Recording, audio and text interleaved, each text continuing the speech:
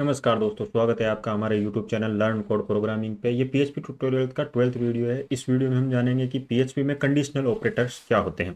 Conditional operators जैसे कि हो सकता है कि हम चाहते हैं कि कोई कोड में कंडीशन कैसे लगाते हैं। जैसे होता है, आपने रियल टाइम में देखा होगा कि अगर 18 कोई लड़का या लड़की, लड़का 21 का लड़की 18 की हो तभी वो शादी के लिए एलिजिबल होते हैं, या फिर 18 लड़का या लड़की 18 के ऊपर हो या 18 के हो तभी वो वोटिंग के लिए एलिजिबल होते हैं। ये कोड में हम कैसे लिखते हैं, इस चीज़ को हम अपने कोड में जानते हैं कि इस चीज़ को हम कोड में कैसे लिखते हैं। चलिए शुरू करते हैं practical. Mastering the PHP statement. Basic if statement, जैसे कि अगर हम चाहते हैं मतलब कोड में अगर कुछ ऐसा कंडीशन चाहते हैं, जैसे कि सिर्फ कंडीशन ऐसी हो कि भाई इसके अलावा अगर कुछ नहीं होता है तो हम इसको आउटपुट में नहीं दिखाना चाहते, तो उसके लिए हम इफ का यूज़ करते हैं। और अगर वो ट्रू होगा तभी उसके अंदर का कोड एग्जीक्यूट होगा, उसका ब्लॉक ऑफ कोड जो उस ब्रैकेट में लिखा हुआ है वही कोड एग्जीक्यूट होगा। जैसे यहाँ पे लिख रखा है इफ और कोड एग्जीक्यूट ट्रू होगा तभी होगा। जैसे यहाँ लिखा, यहाँ पे एज अगर 10 होती है तभी ये बताएगा you are a 10 year old, अब 10 साल के हो। तो अगर introducing the if else statement, ऐसी भी स्टेटमेंट होती है कि अगर ये कोड एग्जीक्यूट नहीं होता है तो इसके अगर यस नहीं होगा तो नो होगा। तो एल्स पार्ट, अगर इफ कंडीशन ट्रू नहीं होती है तो उसका, अगर इफ कंडीशन किसी भी हालत में ट्रू नहीं होगी तो उसमें एल्स पार्ट एग्जीक्यूट होगा। अगर कोड में इफ कंडीशन ट्रू होगी तो इफ वाला कोड एग्जीक्यूट होगा, अगर ट्रू नहीं होगी तो एल्स वाला पार्ट एग्जीक्यूट होगा।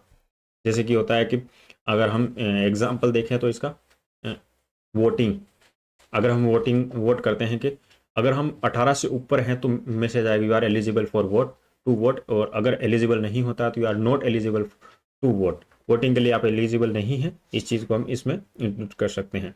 Decision tree, expanding possibilities with if else, जैसे क्या होता है ये मल्टीपल कंडीशंस के लिए यूज होता है। जैसे क्या होता है, मल्टीपल कंडीशन जैसे हो सकती है कि भाई किसी के मार्क आए, अगर 90 से ऊपर आते हैं तो उसको ग्रेड ए मिलेगा, अगर 90 से नीचे और 75 से ऊपर आते हैं तो उसको ग्रेड बी मिलेगा, अगर 90 से 75 से नीचे और 50 से ऊपर आते हैं तो उसको ग्रेड सी मिलेगा, अगर 50 से भी नीचे आता है तो उसको हम फेल की कंडीशन में डाल सकते हैं, तो वो फेल होगा। तो इस चीज़ को हम अपने कोड में कैसे लिखते हैं, ये अभी यहाँ पे दे रखा है कि कंडीशन ट्रू 1 होता है ये इफ एल्स इस तरीके से, और अगर कुछ भी नहीं होगा तो फिर एल्स पार्ट एग्जीक्यूट होगा। हाँ, इफ एल्स ये इफ और एल्स की तरह ही काम करता है, बट इसमें क्या एक कंडीशन, एक और पॉइंट ऐड हो जाता है कि भाई अगर हम दूसरी कंडीशन, अगर फर्स्ट वाले इफ एग्जीक्यूट नहीं होगा, दूसरा कोई हो सकता है, तो उसके लिए एल्स इफ और कंडीशन, बीच में इफ की जगह else if bracket and condition लिख के उसमें हम कोड, अगर वो कंडीशन एग्जीक्यूट हुई तो उसका कोड एग्जीक्यूट होगा, ट्रू हुई तो। Nesting if statement, nesting if statement के अंदर अगर एक कंडीशन ट्रू होती है उसके साथ उसके अंदर एक और कंडीशन हम लगाना चाहते हैं तो उसको हम नेस्टिंग इफ स्टेटमेंट बोलते हैं। कि भाई एक कंडीशन ट्रू हुई, जैसे कि हो गया एज अगर 18 से ऊपर हो, अगर हम किसी क्लब में जाना चाहते हैं कि उस क्लब में जाने के लिए एज 18 से ऊपर हो, उसके साथ में जैसे ही उस क्लब के अंदर एंटर होंगे तो उसमें पूछेगा आपकी आईडी, अगर आपके पास आईडी होगी तभी आप एंटर हो पाओगे, नहीं आईडी होगी तो एंटर नहीं हो पाओगे। तो उस कंडीशन में भी आप उस क्लब में एंटर नहीं हो सकते। तो एक तो कंडीशन फुल होनी चाहिए कि भाई एज 18 हो, उसके साथ ही उसमें जैसे एलिजिबल हो जा, तो दूसरी कंडीशन ये है कि उसके पास आईडी होनी चाहिए उस क्लब की। तो उस चीज़ को हम इस नेस्टिंग इफ स्टेटमेंट के थ्रू कर सकते हैं। Short hand the ternary operator, ये इफ और एल्स दोनों का ही दूसरा रूप है, बट इफ एल्स में हम नेस्टेड के रूप में हम इफ एल्स यूज में ले सकते हैं, जबकि टर्नरी ऑपरेटर सिर्फ या तो ट्रू होगा या फॉल्स होगा। अगर ट्रू हुआ तो ट्रू वाली कंडीशन एग्जीक्यूट होगी, या फॉल्स हुआ तो एल्स वाली कंडीशन एग्जीक्यूट होगी। जैसे यहाँ पे दे रखा है कि अगर एज 10 होती है तो यू आर 10 ईयर ओल्ड, अगर 10 नहीं होती है तो दूसरे condition you are not 10 years old. तो ये हम इस तरीके से ये कंडीशन लिख सकते हैं। ये मैंने कुछ प्रैक्टिकल मतलब इसके एग्जाम्पल लिख रखे हैं, जैसे इफ कंडीशन,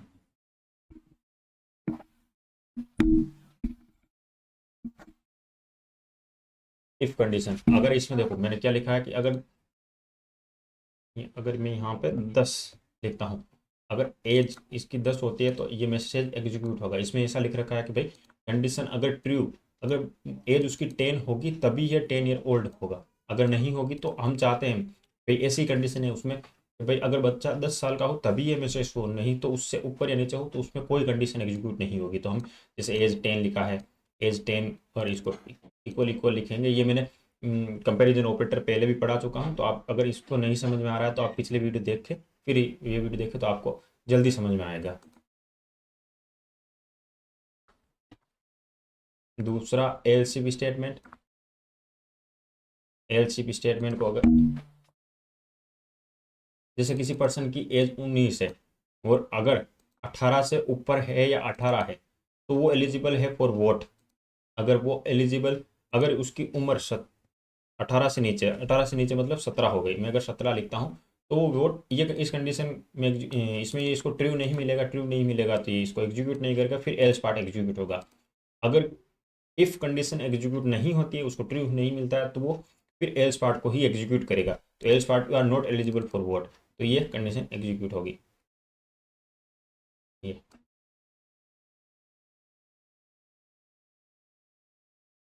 जैसे मैंने आपको एज 10 का नहीं दिखाया, अगर मैं 10 का दिखाऊं आपको, यू आर 10 ईयर ओल्ड, अगर मैं इस मैसेज को अगर 11 करता हूँ या 9 करता हूँ, कुछ भी करूँगा यहाँ पे, तो यहाँ पे ये कुछ भी मैसेज शो नहीं होगा, क्योंकि इस कंडीशन के अंदर ये जा ही नहीं रहा है।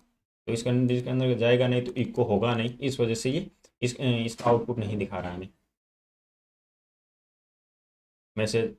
इफ इफ एल्स की कंडीशन की तरह ही है, बट इफ एल्स में और इसमें ये डिफरेंस ये है कि इफ एल्स इफ में सिर्फ इसमें सिंगल लगा सकते हैं कभी, या तो इफ एल्स, बट जबकि इफ इसमें हम नेस्टेड भी लिख सकते हैं। नेस्टेड का आगे यहाँ पे लिख रखा है, ये अभी मैं आपको समझाऊंगा। जैसे मैसेज पर्सन की उम्र, तो कमेंट करना पड़ेगा, पर्सन की उम्र अगर 18 से ऊपर हो तो वो एलिजिबल एलिजिबल फॉर वोट और नॉट एलिजिबल टू वोट। अगर इस चीज़ को अगर दोनों को साथ में दिखाऊँ आपको मैं, तो 17 से नीचे हुआ तो ये मैसेज शो होगा, इसमें भी यही मैसेज शो होगा, मतलब यही मैसेज आपको आउटपुट में दिखेगा। ये रहा, यू आर एलिजिबल। ये भी दोनों मैसेज मैंने इस वजह से अलग लिखे हैं कि आपको जल्दी से मतलब इस चीज़ को समझ पाओ। You are not eligible to vote, दोनों का मतलब ही एक ही है। हम टर्नरी ऑपरेटर इस वजह से भी लिखते हैं कि कोई कोड छोटा हो जिसमें कुछ मैसेज वगैरह दिखाने हो या कुछ वैल्यू रिटर्न करनी हो, उसमें हम कर सकते हैं। बड़ा कोड हम टर्नरी ऑपरेटर में नहीं लिखते हैं। जैसे अगर मैं इसकी उम्र 18 करता हूँ तो दोनों कोड एग्जीक्यूट हो गए। टर्नरी ऑपरेटर के अंदर हम इफ़ इफ़ एल्स की कंडीशन नहीं लगा सकते हैं, जबकि इफ़ एल्स की कंडीशन के अंदर हम टर्नरी ऑपरेटर या फिर कोई भी कोड लिख सकते हैं।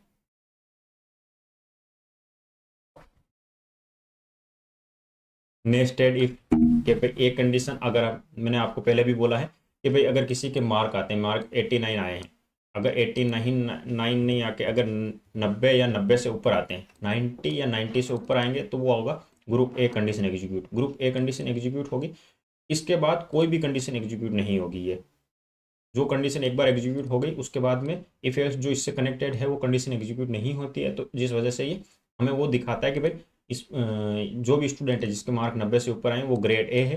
और जैसे इसका अगर मैं दिखाऊं तो ग्रेड ए, अगर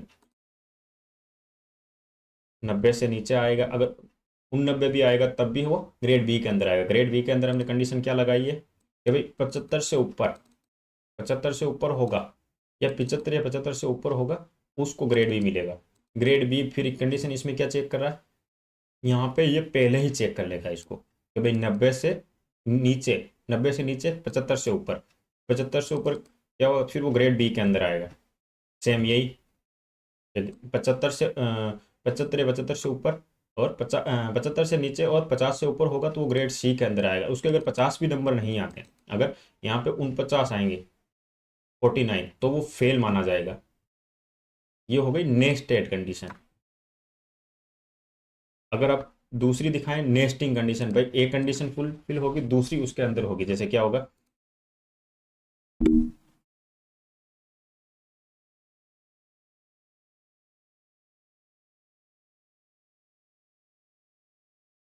एज, एक बंदे की एज है 18 और उसकी एज आईडी उसको फॉल्स है, तो इसमें एज उसकी 18 या 18 से ऊपर हो तो इफ कंडीशन तो एग्जीक्यूट होगी, लेकिन इसके अंदर उसके पास आईडी नहीं है, तो you need an ID to enter, मतलब क्लब के अंदर एंटर होने के लिए आपको आईडी की रिक्वायरमेंट है। तो ये यू नीड एंटर आईडी, आपके पास आईडी नहीं है।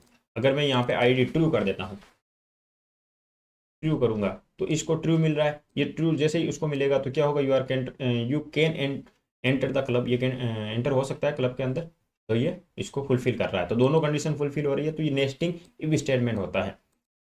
अगर दोनों ही नहीं, अगर ये 17 से नीचे हो लेकिन उसके पास आईडी है, तो पहली कंडीशन ही उसकी फुलफिल नहीं हो रही है, तो फिर एल्स पार्ट को एग्जीक्यूट करेगा, इसके अंदर आएगा ही नहीं, तो ये कंडीशन एग्जीक्यूट होगी नहीं। फिर इसमें क्या होगा, you are too young to enter, मतलब एंटर होने के लिए आपको अभी आप छोटे हो इस चीज़ के लिए, तो ये हो गया।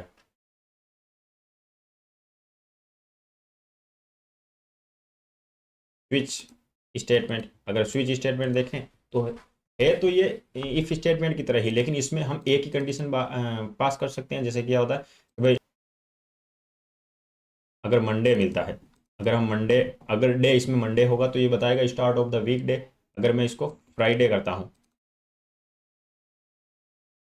तो वीकेंड इज नियर आएगा। अगर इस इन दोनों के अलावा कुछ भी पास करते हैं, अगर मैं पास करता हूँ WD वेनेसडे, तो ये it's a regular day, Wednesday is a regular day. तो ये चीज़ इफ और एल्स इफ स्विच केस में ये हम केस चेक करवाते हैं कि भाई ये केस होना चाहिए, मंडे है, फ्राइडे है, ट्यूसडे। हाँ, बाकी इसके अंदर हम कुछ भी कोड लिख सकते हैं। फिर ब्रेक ब्रेक लगाना जरूरी है कि भाई ये एग्जीक्यूट होने के बाद में अगला कोड एग्जीक्यूट नहीं होना चाहिए, बाहर ब्रेक कर देना चाहिए इस कोड को, फिर ये नीचे वाला कोड एग्जीक्यूट नहीं होगा, यहाँ ही तक आएगा। अगर ये फुलफिल नहीं है, भाई फ्राइडे तक आया, उसको फ्राइडे मंडे मैच नहीं हुआ, तो इस केस के अंदर आएगा नहीं, ये ब्रेक करेगा नहीं।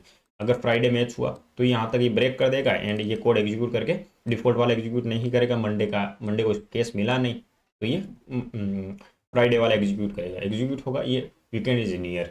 अगर इन दोनों में से कुछ भी नहीं मिलता है, अगर इन दोनों में से वेडनेसडे है, ना मंडे है, ना फ्राइडे है, तो डिफॉल्ट में अगर कुछ नहीं मिलता है तो यहाँ पे ब्रेक लगाने की जरूरत नहीं है, क्योंकि ये पहले ही सारी कंडीशन चेक कर चुका है और ये बाहर आ जाएगा, ये उसको ब्रेक कर देगा, इट्स ए रेगुलर डे। तो ये हो गया switch case. Switch case and इसमें अगर चेक करें आपको इफ स्टेटमेंट, अगर मैंने यहाँ पे ये कोड लिख रखा है एज 18 होनी चाहिए, हेज आईडी फॉल्स है इसकी, अगर 18 से ऊपर होगा, साथ में मैंने एंड ऑपरेटर लगा रखा है, एंड ऑपरेटर, और उसकी हेज हेज भी ट्रू होना चाहिए। अगर दोनों कंडीशन ट्रू होगी तो ये you can enter the club, ये क्लब के अंदर एंटर हो सकता है, नहीं तो एंटर नहीं हो पाएगा। तो मैं इस चीज़ को स्विच केस को आपको कमेंट करके इसको अनकमेंट करके दिखाता हूँ। जैसे you are too young enter, क्योंकि दोनों कंडीशन फुलफिल नहीं है, 18 का तो है लेकिन पास उसके आईडी नहीं है। अगर मैं इसको ट्रू करता हूँ उसके पास आईडी है, तो फिर ये कोड एग्जीक्यूट होगा। तो ये दोनों को, ये चीज़ हम स्विच केस के अंदर नहीं कर, हाँ कर सकते हैं, बट वो फिर कोड इतना रीडेबल नहीं रहेगा। कंडीशनल स्टेटमेंट आपको समझने में कोई भी कंफ्यूजन हो या कोई भी क्वेश्चन हो तो आप मुझे कमेंट्स में पूछ सकते हो, मैं आपके कमेंट्स का आंसर जल्दी से जल्दी देने की कोशिश करूंगा। Thanks for watching this video, और वीडियो को देखने के लिए आप हमारे चैनल को लाइक कीजिए, सब्सक्राइब कीजिए एंड कमेंट कीजिए, तो हमारा मोटिवेशन, हम भी मोटिवेट होंगे और आपके लिए वीडियोस बनाते रहेंगे। धन्यवाद।